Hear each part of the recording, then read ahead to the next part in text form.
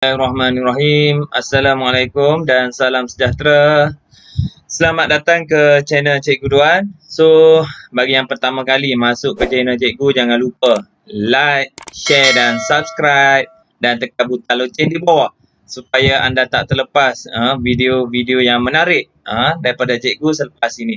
So, kita teruskan dengan sains tingkatan 1 KSSM subtopik 4.5.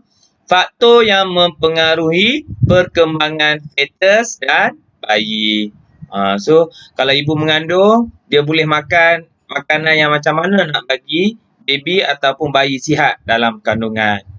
So, kita tengok.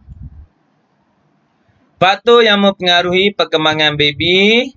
Wanita hamil perlu mendapatkan makanan yang berkhasiat dan seimbang serta menjaga kesihatannya dengan baik untuk melahirkan bayi yang sihat. So, kalau ibu mengandung, wanita hamil makan makanan yang sihat, gizi seimbangnya, so barulah dapat baby yang sihat. So, efek dekat baby tadi.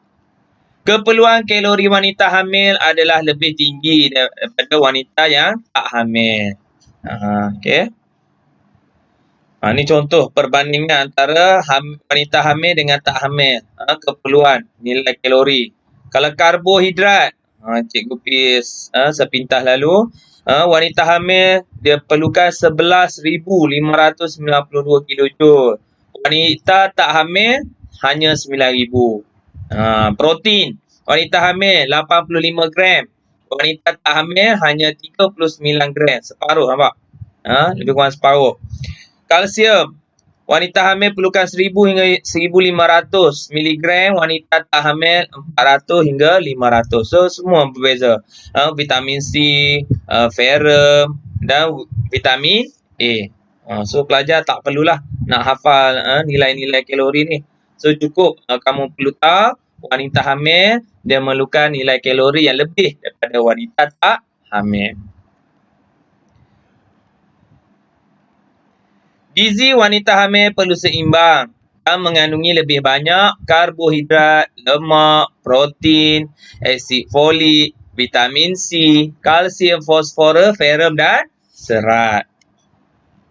Setiap kelas makanan ini memainkan peranan yang penting bagi kesihatan ibu dan bayi. Bukan ibu saja, bukan bayi saja, kedua-duanya penting. Contoh serat, bijirin, sayur-sayuran dan buah-buahan. Ini fungsinya untuk apa? Mencegah wanita hamil daripada mengalami sembelit. So, kalau susah badan ibu mengandung tadi tak cukup serat, so kemungkinan akan mengalami constipation ataupun sembelit. Okey. So, sembelit susahlah. Lepas ni lepas sembelit jadi puasir lagi teruk. Okey. So, banyakkan makan makanan yang berserat, bijirin, sayur-sayuran dan buah-buahan. Okey, yang kedua, ferrum. Okey, contoh ferrum, hati. Makanan macam mana? Makan hati, daging merah dan ikan. Fungsi dia, pembentukan hemoglobin sel darah merah untuk mencegah wanita hamil daripada menghidap anemia. So, anemia ni sel darah merah tak cukup.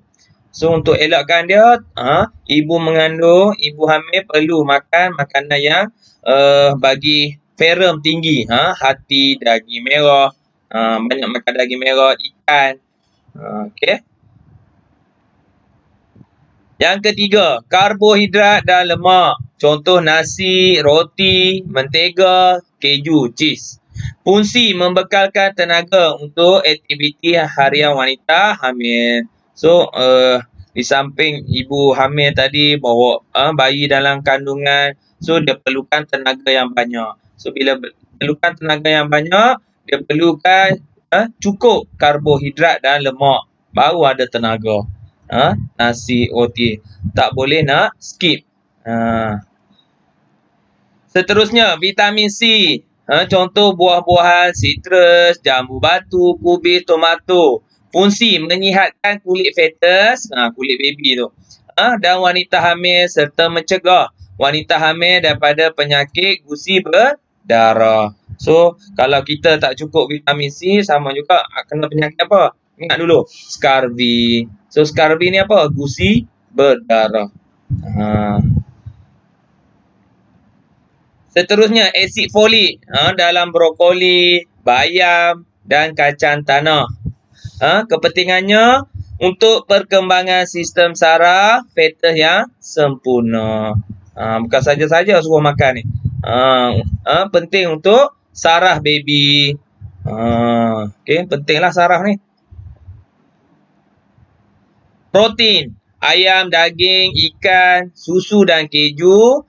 Fungsi penting untuk pertumbuhan sel baru dalam fetus. So, untuk bina sel-sel otak, sel-sel tangan, kaki apa semua, so perlukan protein. So, ibu mengandung perlu banyak makan sumber protein apa dia? Ayam, daging, ikan, susu. Perlu banyak. Barulah baby itu cepat membesar. Kalsium dan fosforus. Ikan bilis, keju dan susu. Untuk apa? Pembentukan tulang fetus yang sihat dan memelihara tulang serta gigi wanita hamil. Okey. So, memelihara tulang gigi wanita hamil. Kalsium. So, ibu mengandung dia perlu banyak makan, minum susu. So, kalau sepanjang tempoh mengandung, ibu mengandung dia perlu pergi cek pemeriksaan gigi. So, kita boleh tahu. Kita cek gigi ibu, kalau okey tak ada masalah lah. Kalau gigi ada masalah, ibu mengandung ada gigi masalah, so maksudnya kurangnya kalsium. Okey. So, ibu mengandung tadi dalam badan dia kurang kalsium. So, baby yang dalam kandungan dia ambil, dia serap kalsium yang ibu dia punya. Sebab itulah sekali sepanjang tempoh mengandung tu kena pergi cek gigi. Wanita hamil tak harus merokok, mengambil alkohol dan dadah. Sebab apa? Efek lah. Efek dekat baby. Rokok. Bayi yang dilahirkan berkemungkinan bersaiz kecil. Ni. Tak maulah cacat macam ni. Risiko kematian bayi semasa kelahiran berkemungkinan tinggi. Bayi yang dilahirkan berkemungkinan terencak akal dan cacat fizikal. Bayi berkemungkinan dilahirkan pramatang. Keguguran fetus mungkin berlaku.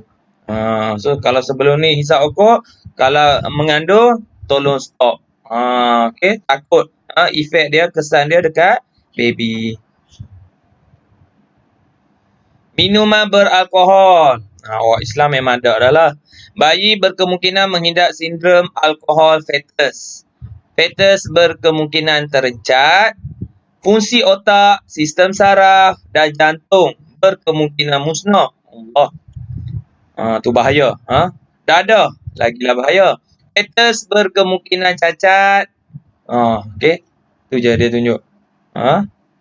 Cacat. Sebab itulah kalau di hospital, kalau ibu mengandung ni, kalau ada sakit ke apa, biasanya doktor tak akan bagi ubat-ubatan. Dia tak bagi ubat.